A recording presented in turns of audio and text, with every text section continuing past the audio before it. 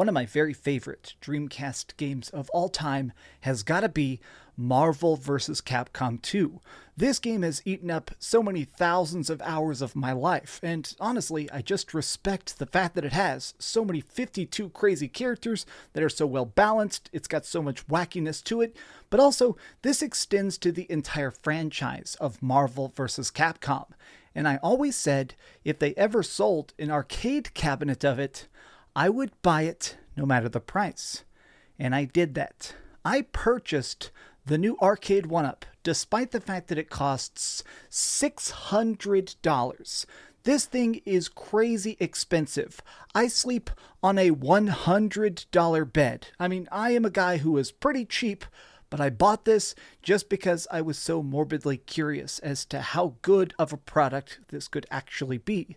This is 8 separate games from the Marvel vs. Capcom franchise on one very interesting box that has a good screen, it's got good speakers, it's got built-in online play, but it does have some problems that I want to discuss. What's up gamers, DreamcastGuy here. Please like this video and subscribe if you haven't already, because holy heck, this is a very pricey video to make. Now, let's start things off by talking about the features of this cabinet and how hard it was to build. When you pay that $600, they don't mail you the cabinet completely constructed. Obviously, they send it to you in about 50 tiny parts.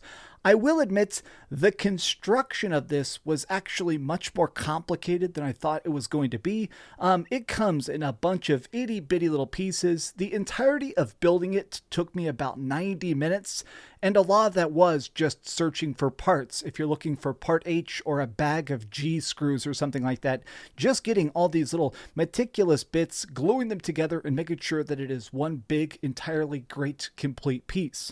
But once it's done, I have to say that it is a very visually impressive cabinet. I love the fact that it's so tall. This thing is 69 pounds. Nice. The side art looks fantastic, but what's most important, this does have 8 separate Marvel vs. Capcom games in it. I'm going to put the list right here because honestly there's just so many. I don't want to go through each of them individually, but I'm going to show gameplay from a bunch of them because I love Marvel vs. Capcom 1 and 2 a lot, but people forget Marvel vs. Capcom 2 was technically the 6th game in this series. Beforehand, we had things like X-Men vs. Street Fighter, Marvel Superheroes vs. Street Fighter.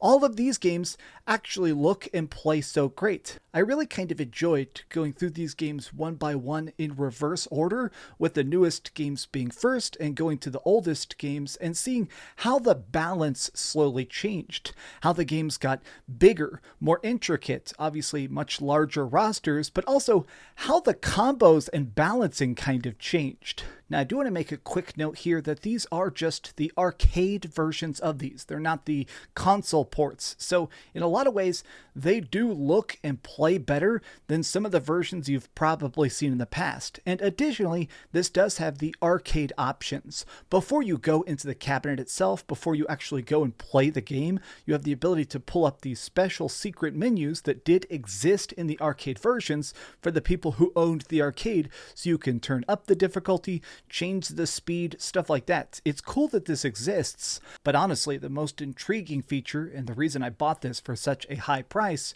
was the online play.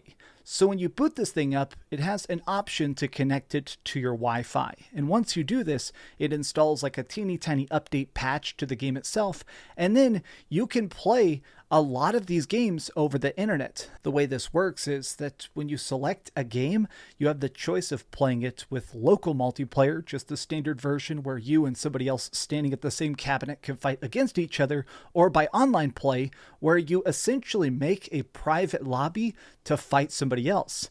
I have already been playing a bunch of Marvel vs. Capcom 1 online, and it's just so fun.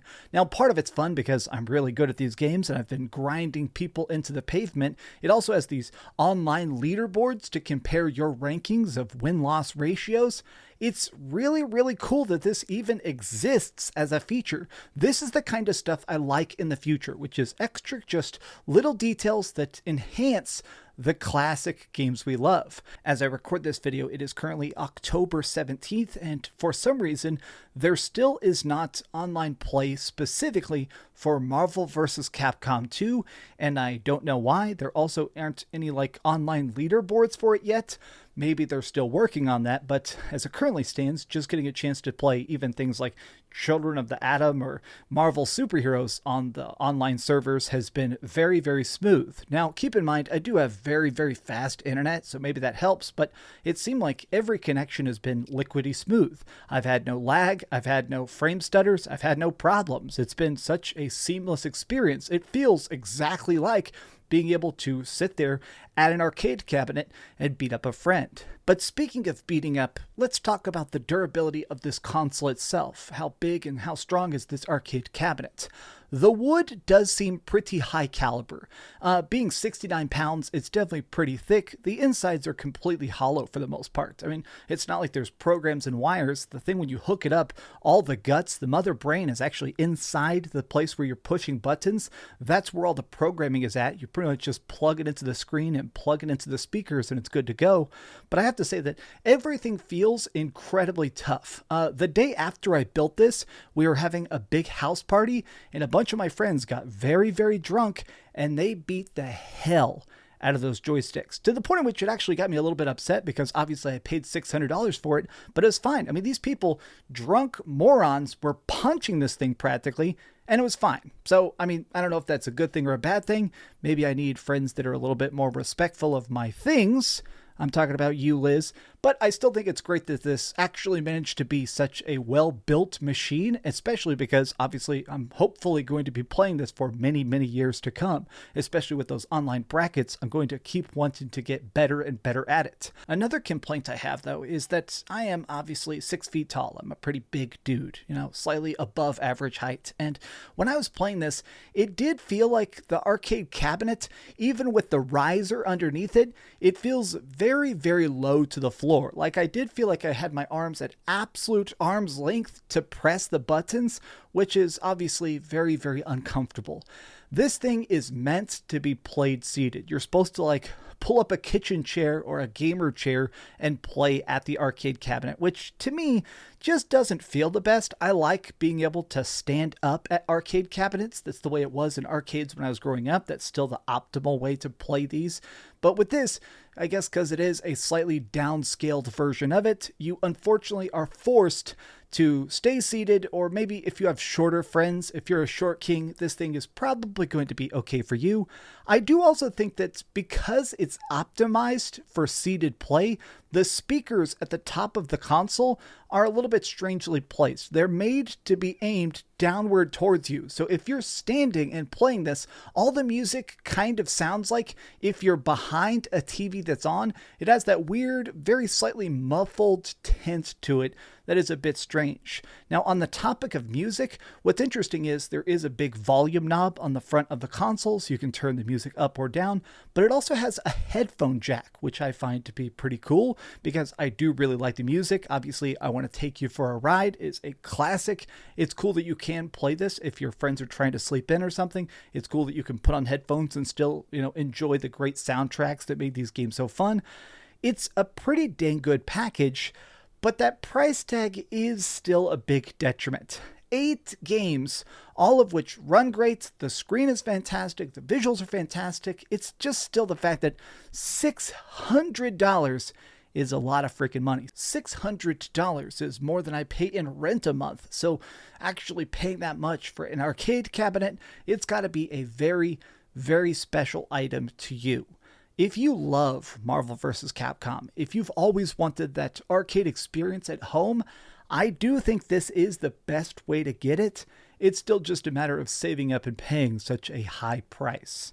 But what do you guys think about the Arcade1up? Is this cool to you, or is this a very crazy cash grab? Tell me your thoughts in the comments down below.